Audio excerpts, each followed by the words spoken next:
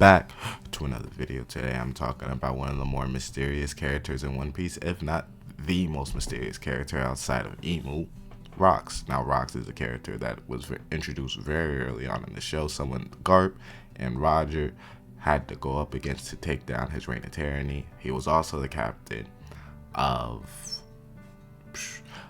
Whitebeard, Kaido, Big Mom, all before they became top tier Yonkos in their own right. So he's extremely powerful. Now, I can't talk much about the character as not much is known about this character, not much is known about his motives, not much was known about his plan. But that's what I'm here to talk about. I think I know what his plan was. Of course, Rox was so bad that the Marines had to team up with Roger and his pirates to say, hey, we gotta stop him for real before he does anything drastic. Now, as we know, I think Rox's first and foremost plan, as he basically draws direct correlation to Blackbeard, besides not being a coward like Blackbeard, was to take over the world. He wanted to overthrow the world government, as he saw what they were doing was unjust, but Roger and Garp had to put a stop to him because the way he was doing it probably involved killing innocents. They was like, you know what? That's a little bit too. I may agree with you, but how you doing it is a little bit. So his execution of the plan is that. While also, I think his plan was to destroy Laugh-Tale. Now, Laugh-Tale, of course, is the end all be all island in the One Piece world. It is where the One Piece is hidden. It is where Roger found the One Piece. That's where everyone eventually has to go to pick it up. Shanks knows about this place. Buggy knows about this place, and they're going on that move currently in the manga. But I don't think he wanted anyone to have the One Piece. I don't think he wanted anyone to have power.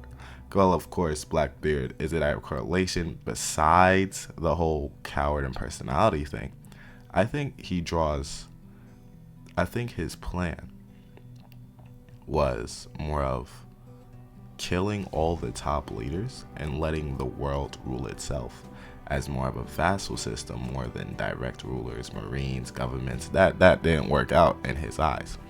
Now, of course, there's no proof in that. But the only proof that you can see within that is that he posed such an extreme threat to the world government. He had all the extremely strong people. Granted, they did not get along, and he only had the strongest to survive on his ships. So they had to kill each other, crew members, to even be on his crew. He was gearing up for war. He was finna go and smack all the Marines down in that era, which would be Kong, Sengoku, Garp. Those are the only high-ranking Marines that I know. But then on his side, he would have himself, Whitebeard, pre-prime, of course, Kaido, pre-prime, Big Mom, pre-prime, and Shiki, if he's canon for real. Within that, but of course Roger and Garp probably came to Roger. Roger was like, yeah, I heard you. Let's get this dude. And of course they defeated and eventually had to kill Rox. Now that's what's the interesting part, is Rox has no descendants. He's the only Will of D member outside of, now Roger, to not have any descendants alive. Right? He just doesn't have a correlation, nor is he talked about in the line of D. But of course, with him being a D, he has extreme hockey. He's Conqueror's hockey, ornament hockey, sight hockey. He got it all. Right? As well as we don't even know if he had a devil fruit. He probably just ruled the seas with hockey. Conqueror's hockey. Yeah, he probably ruled the seas with that. But I don't think Garp and Roger killed him at all. I think they sent the report out to say he was dead and made the crew members as well as the world think he was dead. But what Rox was doing was not necessarily wrong. Now, of course, I wish they would expand more into Rox's story, but since we're more in the end game of One Piece, as well as it's going on the break anime wise, But so since we're towards the end game, we're probably going to get subtle more hints of what Rox was doing, subtle more flashbacks, but not a full dive on the character as much as we want. But this is just my guess into what he was doing, what he was planning, because we still don't know why Garp and Roger was trying to eliminate him together, if not just Garp trying to go with him instead of Roger, because Roger's a pirate also, and eventually they had to end up hunting each other. But they had to kill that dude. He posed a bigger threat to the world. So it makes me think, if he had one of the celestial weapons, if he saw what the world was and wanted to flip it on its side way before it was supposed to happen in the storyline, and then just did he want people to rule themselves? Because he posed the bigger threat. That means he had knowledge of what Egghead eventually released to the public. He had one of the biggest bounties, if not the second biggest bounty, if not the biggest bounty ahead of Dragon, that we know of, because we won't know of that. And my man was out there swinging.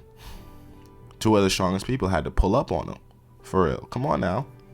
Anyway, like and subscribe. This is just my guess. Of course, I can't really speak much more on this in terms of the character, because we just don't know much more. I'm just directing it from Blackbeard and how he can be the complete opposite of Blackbeard, as Blackbeard is more of a pirate, you know, sneak, kill, backshot. That's more Blackbeard pirating style, as well as Rox's I'ma fight you and I'ma submit you under my rule because I think you're valuable.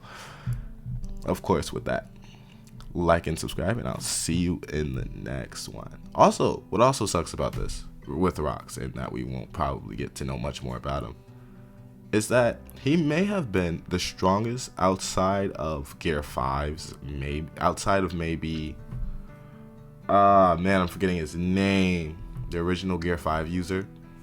I just can't think of his name. He probably had the strongest hockey. Anyway, like and subscribe, and I'll see you in the next one.